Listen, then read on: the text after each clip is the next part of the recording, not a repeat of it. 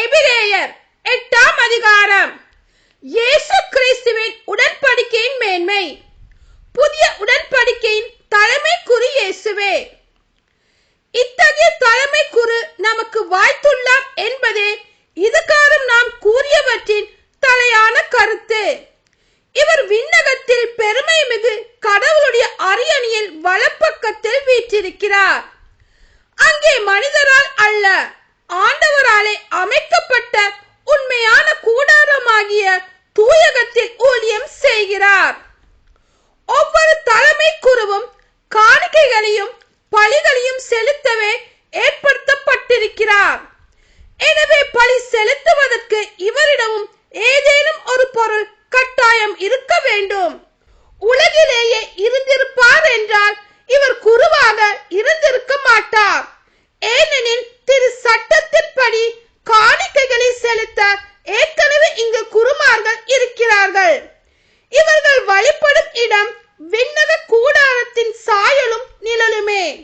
மோசே கூடாரத்தை அமைத்த போது மலையில் உனக்கு காண்பிக்கப்பட்ட முறைப்படி நீ இவற்றை எல்லாம் செய்யுமாறு கவனித்துக் கொள் என்று கடவுள் பணித்தது இதை சுட்டி காட்டுகிறது.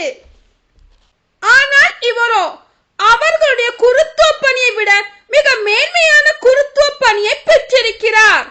ஏனெனில் சீரிய வாக்குறுதியின் அடிப்படையில் செய்யப்பட்டு இவரை இணைப்பாளராக கொண்டிருக்கும் உடன்படிக்கை முந்தைய உடன்படிக்கையை விட சிறப்பு மிக்கது. முதல் உடன்படிக்கை குறியற்றதாய் இருந்திருப்பின் இரண்டாம் உடன்படிக்கைக்கு இடமே இருந்திருக்காது.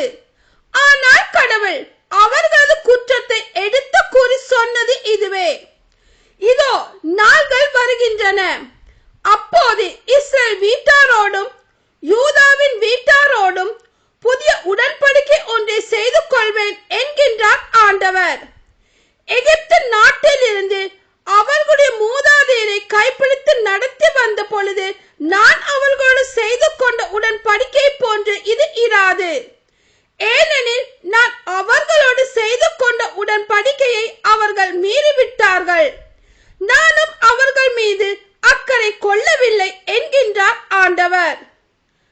அந்நாட்களுக்கு பின் இஸ்ரேல் வீட்டாரோடு நான் செய்யவிருக்கும் உடன்படிக்கை இதுவே: என் சட்டத்தை உள்ளத்தில் பதிப்பேன், அதை அவர்களது இருதயத்தில் எழுதி வைப்பேன்.